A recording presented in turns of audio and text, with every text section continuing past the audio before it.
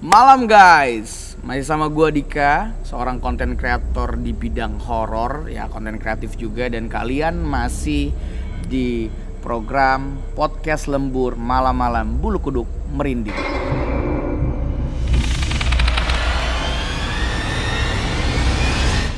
Dan kali ini gua nggak cerita sendiri, gua akan ditemenin salah satu narasumber gue yang gua kenal deket banget gitu kan, satu kantor juga sama gua, yang akhirnya gara-gara konten ini dia baru mau speak up soal kejadian yang nggak keduga gitu lah. Jadi singkat cerita aja, dulu di kantor gue sampai sekarang juga masih ada program yang memang genrenya tuh horor dan misteri, ya kan, penelusuran gitu ke berbagai tempat yang memang dibilang angker. Dan ternyata tempat ini tuh bukan cuman tim intinya aja yang ngerasain angkernya, tapi tim sosmednya juga ngerasain, bahkan sampai berhari-hari, ya kan, kayak gitu. Nih langsung aja di samping gue nih ada Ninda ya. Iya bang, hai. Akhirnya cerita juga ya, gue juga nggak nyangka gitu nih, lu akhirnya cerita di sini gitu kan. Karena untuk teman-teman sekalian, jadi yang akan kita ceritain ini berkaitan dengan lokasi ya. Lokasinya tuh sebutannya Rumah Kaca, teman-teman bisa lihat lah di YouTube, udah banyak konten kreator yang datang ke sana, kayak Om Hao dan segala macam. Dan akhirnya kita juga ke sana. Rumah Kaca ini adanya di Cinere, tepatnya tuh di Jalan Bandung lah, ya kan, area-area Pondok Cabe. Dan memang Rumah Kaca ini nggak bohong sih, asli ini serem banget. Dan kenapa dibilang Rumah Kaca? Karena dulu tuh banyak kacanya tuh, cuman waktu kita datang emang udah pecah kan. Waktu dia Om Hao juga udah pecah. Jadi rumah kayak rumah megah yang akhirnya ditelantarin gitu aja. Terus banyak isu-isu soal pesugihan, soal apanya deh. Emang asli serem banget gitu kan. Waktu gue syuting aja banyak kejadian-kejadian yang nggak enakin di sana gitu kan, yang sempat ketangkep kamera ataupun yang memang ya udah jadi cerita kita aja, para kru-krunya. Dan ternyata ini tuh bener-bener apa ya, berefek sama Ninda nih, ya, yang kali itu tuh ngambil konten ya, buat promo ya. Langsung aja, nggak perlu berlama-lama lagi, kalian juga pengen dengar ceritanya, langsung aja Nin, boleh? Ya sebenarnya bukan gue doang sih bang yang ngalamin, teman-teman gue juga banyak yang ngalamin juga. Jadi gue tuh ngambil konten berempat bang, Bang Eja, gue, Safira, sama Denny. Ya, saat itu gue lihat tuh. Dan yang ngalamin, bener-bener ngalamin itu gue, Safira, sama Denny. Oke. Nah, jadi waktu itu ceritanya nih bang, gue mulai dari awal dulu ya bang. Ceritanya tuh, gue pertama kali nih bang, ikut ke lokasi horor. Oh jadi sebelumnya, sebelumnya Vira ya? Sebelumnya Vira sama Bang Eja aja bang. Terus di hari itu, Bang Eja tuh nyuruh gue sama Denny ikut. Karena entah kenapa ya tiba-tiba nyuruh aja ikut gitu loh. Terus di hari itu karena gue tuh orangnya penakut bang, gue orangnya penakut banget, asli gue orangnya penakut. Dan gue tuh nggak peka sama hal-hal kayak gitu. Tapi gue percaya karena gue suka nonton podcast horor kayak gitu bang. Jadi suka lah gue, tapi penakut nih. Gue diajak ke tempat kayak gitu, jiper bang. Iya, kalau nggak salah lu saat itu datang sore ya? Iya sore. Sore kan? Sekitar pukul jam 5 lah, mau menjelang maghrib bang. Nah di hari itu kita diskusi lah, lu besok ikut ya ke lokasi syuting. Terus gue tadinya nolak bang, gue di inilah bang, dipanas-panasin sama Denny. Ah masa nggak ikut, cemen lu, kata dia gitu kan. Akhirnya gue kayak ya udah deh gue ikut, toh rame-rame ini, kata gue gitu. Dan si Denny ini ngomong, udah syutingnya tuh nggak sampai malam, kita nggak bakal sampai ikut syuting, kata dia gitu. Pokoknya mentok jam 8 kita pulang. Tenang dong gue, kayak aman lah, kata gue. Karena emang persiapannya banyak ya. Ya udahlah, akhirnya gue gue ikut, kata gue gitu. Tapi di situ gue belum tahu bang, itu kita mau ke Rumah Kaca. Gue cuma tahu kita syuting horor di daerah Cinere. Tapi lu tahu Rumah Kaca itu? Belum tahu bang, sebelumnya belum tahu. Itu talentnya kalau nggak salah Memes ya, Memes Prameswari sama Rudi. Iya. Terus abis itu di belakang itu bang, baru kita ngerasain kayak hawa-hawanya nggak enak. Belakang itu yang maksudnya kan emang itu nurun ke bawah kan ya? Gue inget banget tuh Rumah Kaca karena memang ada beberapa tragedi yang nggak logis lah. Jadi Rumah Kaca tuh turunan, sebelah rumahnya tuh nggak di sebelah kanan, sebelah kiri semua kan? Iya betul. Kiri pertama, kiri kedua tuh ke bawah-bawah kan? Iya. Terus ada kalau nggak salah yang ketiga lah yang ada belokan ke kiri tuh. Pokoknya posisinya di situ lah bang. Di situ kita semua bener-bener ngerasain kok panas ya, kok hawanya nggak enak gitu loh. Ya udahlah, akhirnya mungkin kita mikir, oh mau maghrib kali ya, jadi emang begini suasananya. Akhirnya kita cabut bang, cabut. Kan perjanjian awal tuh cuma sampai jam 8 kan, kita selesai ngambil konten, kita balik. Tapi waktu itu kita kasihkan nonton orang syuting bang. Jadi kita pulang tuh sekitar jam 9, jam 10 lah bang. Abis selesai penelusuran, kita baru balik. Gua tuh kalau ngantor, gue selalu naruh motor bang di penitipan motor deket terminal. Gue di drop di situ sama driver. Setiap gue balik, pasti tuh tukang parkir nyapa gue. Karena udah sering lah. Udah dekat, udah soulmate lah. Terus di hari itu tukang parkir tuh ngeliatin gue aneh banget bang. Kayak aneh lah pokoknya tatapannya sama gue, nggak biasa gitu. Dan dia nggak nyapa gue. Gue pikir ya udahlah mungkin lagi bad mood kali ya. Gue bayar, gue balik. Nggak ngomong apa-apa gue. Terus nyampe rumah, gue biasa lah gue bebersih, gue bersih segala macam sampai akhirnya gue tiduran, gue scroll handphone sampai gue ketiduran bang. Gue ngerasa tuh gue nggak lama itu tidur. Itu sekitaran jam berapa tuh? Intinya udah balik. Udah balik lah, ya? Jam 12-an lah gue, ya. Jam 12-an. Gue tidur nggak lama, gue tuh kayak ngeliat gue tidur bang. Oh kayak apa sih namanya? Rogo Sukmo ya kayak. Iya apa sih namanya kayak sleep ya gitu lah. Iya jadi gue ngeliat diri gue tidur di kamar gue. Kamar gue tuh lokasinya sepetak kecil, pintu, ada space kosong, lemari, depan lemari tuh kasur gue bang. Jadi di mimpi itu, di space kosongnya tuh gue tuh di situ. Lanjut. Di space kosongnya itu gue ngeliat gue tidur bang. Pas gue ngeliat gue tidur, gue masih shock kan. Kok gue bisa ngeliat gue tidur? Karena itu pengalaman pertama gue bang, jujur. Kayak mimpi ketemu mimpi lagi gitu ya. Itu pengalaman pertama gue. Gue ngeliat kanan, nggak ada apa-apa. Pas gue ngeliat kiri, itu ada cewek bang. Depan lemari gue. Jadi dia ngadepnya ke lemari gue, ngebelakangin gue tidur lah gitu bang istilahnya. Nggak ngeliatin gue, dia nggak ngeliatin gue tidur, dia ngebelakangin gue tidur. Pas gue ngeliat ke samping, ada dia, langsung kebangun bang gue. Kebangunnya tuh bukan yang kayak tidur, gue langsung berdiri bang, kebangunnya. Saking kagetnya kali ya, gue nggak tahu deh itu. Saking kagetnya. Terus abis itu gue nggak bisa tidur bang. Di situ gue nggak bisa tidur sampai akhirnya gue tidur tuh azan subuh, gue inget banget. Karena tapi lu lihat mukanya nggak? Atau cuma berbentuk aja atau gimana? Enggak bang, karena dia kan ngadep kamar gue. Jadi gue belum lihat tuh. Tapi yang gue lihat itu ya dia rambutnya nggak panjang bang, segini doang bang. Pakaiannya apa saat itu? Ya putih bang. Putih dan lusuh gitu. Bukan putih yang beneran putih ya, kayak ada tanah-tanahnya gitu. Jadi yang kayak kotor gitu lah ya? Kotor, beneran kotor. Terus udahlah tuh, besoknya gue ngantor.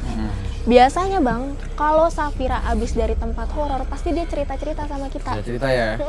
Pas makan siang kita cerita-cerita lah. Ya lo pasti nanya lah ya, lu kemarin ke lokasinya gimana gitu-gitu ada ya? apa nih Fir gitu.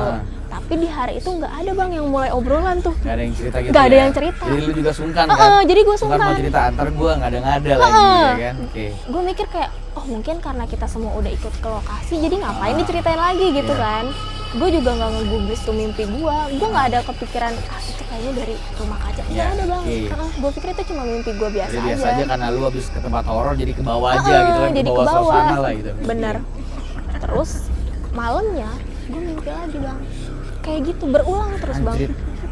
Itu berarti hari kedua? Hari kedua gue udah mulai, pas gue bangun gue begitu lagi bang, bangunnya tuh bukan yang selau gitu, bangunnya langsung dek gitu, langsung langsung duduk. Kagetin gitu deh gitu ya. Gue di situ udah mikir apaan sih ini cewek siapa, kata gue gitu. Gue udah mikir panik sih gue. Iya kan, lu coba deh jadi gue. Iya sih gue panik sih gitu kan, kalau itu kan kayak lihat itu gitu di pojok gitu anjir sih. Lu panik ngeliat diri lu tidur, abis itu lu panik ngeliat ada cewek, gimana sih rasanya gitu kan. Udah tuh gue kayak udah mulai resah gitu loh bang. Ini gue cerita nggak ya sama teman-teman gue, apa teman-teman gue ngerasain juga nggak ya, kayak gitu. Tapi nggak ada bang yang buka obrolan. Itu hari kedua tuh ya? Berarti hari keduanya tuh ya nggak ada obrolan sama sekali ya? Nggak ada. Dari pertama hari kedua nggak ada obrolan. Karena pas hari pertama gue ngerasa bukan kali, hari kedua gue kayak sungkan, nanya nggak ya gue, takutnya gue disangka ini orang bohong ya gitu, ngelebih-lebihin cerita apa gimana ya. Udahlah tuh bang, di hari ketiga kayak gitu lagi bang. Tapi yang anehnya di hari ketiga, kan di hari kedua, ke satu sama kedua gue nggak ngeliat ceweknya kan bang. Iya. Di hari ketiga cuma lihat bayangan gitu aja kan, kata lu bilang kan. Dan dia ngadep ke lemari. Iya. Di hari ketiga bang, pas gue ngadep dia ngadep gue juga bang. Anjrit, tai lah. Sumpah. Parah. Itu lu gimana tuh? Ya gue kaget seada-adanya bang, langsung bangun gue bang. Di hari ketiga itu Mbak Kunti ngadepin muka bang ke gue. Asli parah sih. Parah. Itu lu gimana tuh saat itu? Gue sih nggak kebayang sih dulu gimana ya. Panik mungkin gue kali, panik kali. Banget bang. Itu gue ngeliat muka dia beneran hancur, yang mukanya tuh berdarah-darah gitu loh. Hancur dan berdarah-darah. Gue juga nggak tahu ya. Mukanya sebenarnya nggak jelas bang, karena ketutupan darah dan luka-luka gitu. Asli sih parah. Gue di situ langsung bangun, terus gue mikir ini gue harus cerita nih ke teman-teman gue. Lo harus cerita nih ya? Gue harus cerita, gak beres soalnya. Udah 3 hari kayak gini terus. Di makan siang gue buka obrolan. Lu tuh pada ada ngerasa hal-hal yang gak enak gak sih setelah pulang, kata gue gitu, dari rumah kaca. Pada diem bang awalnya. Terus Denny bilang, gue sih pas balik gue mimpi, kata dia gitu. Gue langsung kayak, mimpi? Gue juga mimpi. Ini emang agak-agak membuat kaget ya ini ya. Kaget saya ini. Oke, lanjut. Gue juga mimpi nih, kata gue. Gue tanya. Lo akhirnya sambung, berarti akhirnya lu cerita ya? Karena ini kejadian yang udah anjrit, gue nggak cuma mimpi nih, kan gue bener-bener nampakin, akhirnya lu cerita ya? Gue pikir udah nggak beres nih, gue harus cerita nih sama teman-teman gue. Gue yang mulai obrolan bang di situ. Gue tanya, lu pada ngerasain hal-hal yang aneh gak sih setelah kita balik gitu? Iya. Terus pada diem bang awalnya, sampai akhirnya Denny ngomong, gue sih mimpi, kata dia gitu. Oke, gue sih mimpi. Terus gue diem kan, wah dalam hati gue, wah sama nih, kata gue. Dia ngelanjutin, di mimpi gue ngeliat ada cewek, kata dia gitu. Tapi cuma ngeliatin gue tidur, kata dia gitu. Anjir. Terus gue cerita dong kejadian gue yang gue alamin. Terus Denny nyambung lagi, iya, waktu di mimpi gue itu cewek juga nampakin muka. Di hari kedua dia nindihin gue, kata gitu. Anjir, parah sih. Jadi si Denny jadi berefek semua ya? Jadi si Denny tidur, di atasnya tuh ceweknya bang, katanya lidahnya meler gini gitu. Anjir, parah banget. Dengan muka dia yang sama deskripsinya kayak gue. Asli. Mukanya nggak beraturan, parah sih. banyak darah dan luka-luka gitu, dan lidahnya meler sampai ke bawah. Kebayang nggak Denny di bawah tuh mbak-mbak itu? Gila, parah sih. Di atas dengan melerin ini. Parah sih, itu serem banget sih. Dan ternyata si Denny tuh nggak berani bang cerita ke kita orang. Karena dia juga takut. Dia juga takut ya? Dia juga takut. Udahlah bang, si Denny cerita. Akhirnya Safira juga buka cerita. Thailand, suara-suara ini lah aneh lah, memang ini podcast ini. Ya kan? Ada jump-scare-nya ini. Oke, akhirnya dia cerita. Ini nyambung di Vira cerita. Akhirnya si Vira juga cerita.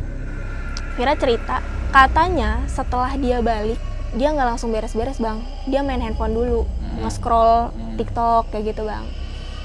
Terus abis itu dia ngerasa di rumahnya, di lantai atas tuh ada yang lari-lari bang. Lari-larinya tuh bener-bener kayak gitu. Oke. Nggak lari sih bang, kayak jalan cepat gitu loh. Ya, tapi beginilah. Ada langkah kaki lah. Gitu lah. Terus abis itu dia mikir kayak, mungkin adik gue kali ya belum tidur gitu. Karena adiknya emang suka tidur malam. Udahlah dia lanjut scroll TikTok. Sampai akhirnya dia dapat notif dari adiknya. Kak, pintu jangan ditutup dulu ya, gue belum balik. Usut parah sih ini. Gue belum balik.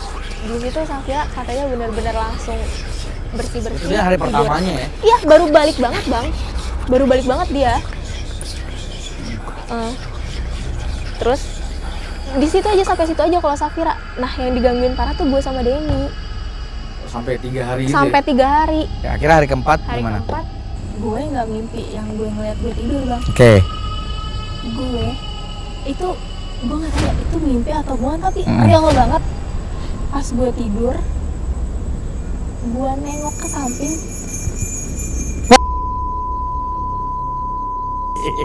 Bang, lu lihat gak bang?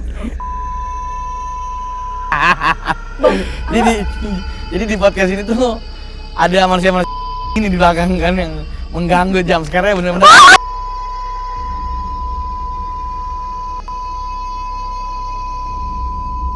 Di podcast Lembul itu mengagetkan gitu loh.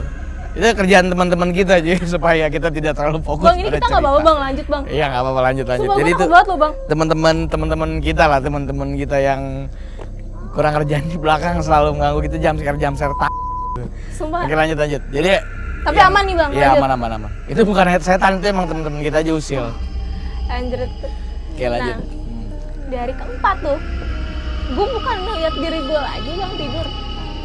Itu gue bener-bener ditampakin sejelas-jelasnya. Jadi dia di samping gue. Gue tidur tuh selalu begini bang, gak pernah yang telentang. Gue tidur tuh selalu begini dan ngadep pintu. Dia tuh bener-bener samping gue nih bang. Parah. Pas gue nengok, dia lagi kata gue. Parah. Kok dia lagi? Tapi anehnya, itu tuh gue nggak bisa ngapa-ngapain bang. Lu kayak sleep paralysis gitu ya, kayak kaku gitu. Kan kalau di hari pertama sampai ketiga gue langsung bangun kan bang. Di hari keempat tuh gue nge-freeze. Iya, freeze. Ya lihat kayak gitu bang. Iya pastilah, gue juga nge-freeze. Gue nge-freeze. Pasti. Di kuping gue tuh dia teriak kayak mati. Wah anjing. Mati kayak gitu. Parah. Gila, parah banget deh. Gue tuh bener-bener kaget sampai gue baca-baca sebisa gue. Lu baca-baca tuh ya? Al-Fatihah gue baca, Ya, pokoknya semuanya dah gue baca. Udah kalang kabut lah ya. Sampai akhirnya tuh gue bisa bang bangun lagi. Sadar-sadarnya gimana Pas tuh? gue sadar dia udah nggak ada bang. Dan akhirnya gimana? Lu tetap tidur situ atau mutusin Enggak. nggak tidur atau lu pindah kamar? Gue pindah ke kamar nyokap gue, Parah saking takutnya. Karena sih. itu belum azan subuh, itu masih lama banget bang. Oh, lu akhirnya ngecek jam ya? Itu tuh kayak sekitar jam 2 atau jam 3-an lah. Gue lupa deh itu, pokoknya sekitar jam segitu. Karena gue nggak pikir pengen gue langsung lari ke kamar nyokap gue, takut gue bang. Parah sih, gue juga pasti akan melakukan hal yang sama sih. Soalnya bener-bener mukanya samping gue dan persis kayak yang Denny tadi bang, lidahnya ke bawah, Parah banget. mukanya aneh, berdarah-darah. Itu sumpah itu trauma banget sih bang. Lu nggak sempet panggil paranormal gitu? Enggak sih bang, gue kayak terlalu takut bang kalau gue panggil paranormal. Karena kan yang tadi gue ceritain kan, gue suka banget dengerin podcast, tapi gue penakut. Kalau gue denger cerita podcast, kalau lu manggil paranormal, itu hantunya malah makin jadi.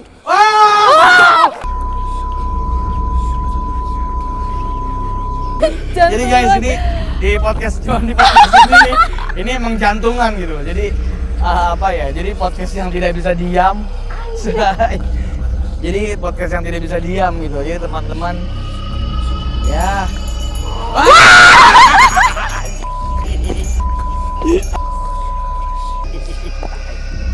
Jadi di podcast ini doang. Pokoknya di podcast ini doang yang banyak gangguannya. Ya. Gila bang, kayak gue udah gak kuat lagi deh bang cerita. Udah pokoknya intinya gue jadi trauma. jam sekarang. Jadi gue sebagai host di sini juga gue nggak tahu akan ada jam scare. Gitu loh. Jadi gue tadi tuh mau lihat kanan, lihat kiri tuh panik gitu loh. Takut ya bang. Meskipun kita tahu itu teman-teman kita lah. Jadi tenang aja, itu bukan setan, itu manusia yang emang kurang kerjaan aja. Ya kan, untuk membuat kami tidak fokus di sini. Jadi yang pertama kejadian itu, tuh kayaknya gue bukan kesurupan sih, gue kesambet ya. Jadi ada adegan di mana Rudy berinteraksi, gue keluar dari ruangan itu tiba-tiba ada angin kencang. Pas ya kan, angin kencang langsung lemes tuh gue kan, gue mau batuk, mau muntah-muntah segala macamnya saat itu. Wah,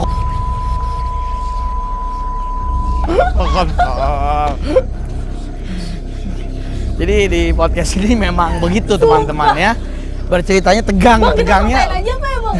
Tegangnya bukan karena ceritanya gitu, karena gangguan-gangguan gaibnya. Ini nggak tahu Vox Popnya ditayangin apa enggak. sampai akhirnya dia minta kontak gue kontak-kontakan sama dia, namanya Nara. Kalau Bang Nara nonton ini boleh komen di sini Bang, yakinin kalau cerita gue nggak ada. Jadi Nara tuh pernah cerita. Jadi kan gue bilang tadi ada komplek kan? Iya. Komplek para desa itu kan? Iya, BIP.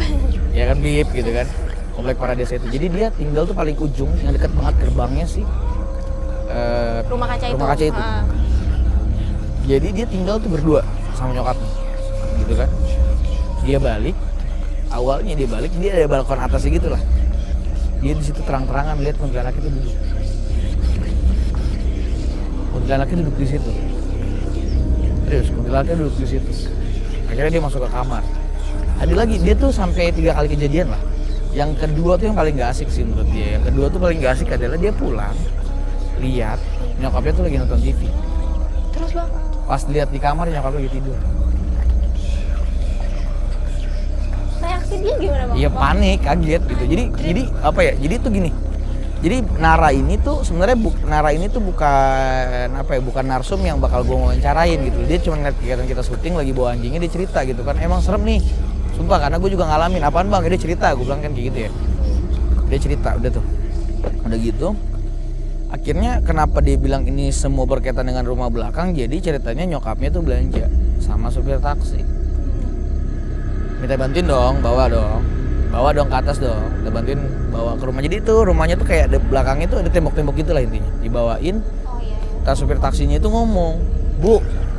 Ini random banget sih supir taksi ngomong gini, "Bu, di belakang rumah Ibu tuh sarang kuntilanak." Oh iya Bang, sorry gue potong. Jadi setelah kita ngobrol nih pertama kalinya itu, gue dan teman-teman gue tuh searching Bang di Google. Ternyata emang iya. Ya kan? Bener, rumah kaca itu adalah sarang kuntilanak.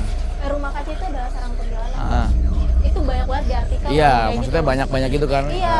Pokoknya gitulah. Berarti Jadi valid ya Bang valid. ya infonya. Nah, si supir taksinya yang lucunya adalah si supir taksinya tuh bilang gitu kan, "Bu, di belakang rumah Ibu tuh jadi kayak ada bambu gitu kan." Itu yang pagar itu kan, pagar kayu kan. Itu tuh sarang. Begini, ya, Bang? Iya, gitu kan. Itu apa namanya? Iya, itu tuh sarang kuntilanak gitu kan. "Oh, iya, Mas." Terus kata si ininya bilang, "Kalau nggak mau digangguin, pelihara kura-kura." Ya kan, karena sinaranya juga udah ya udahlah, nggak ada salahnya kita Coba gitu percaya lah. gitu kan sama supir taksi ini. Akhirnya dipiara lah sampai sekarang sih nggak Ada pernah apa-apa ada ya. kejadian-kejadian apa. Cuman memang secara notabene-nya gitu kan emang rumah kaca itu serem banget sih. Asli serem banget sih. Jadi yang bisa gue simpulin adalah dari ceritanya Ninda, intinya gimana ya?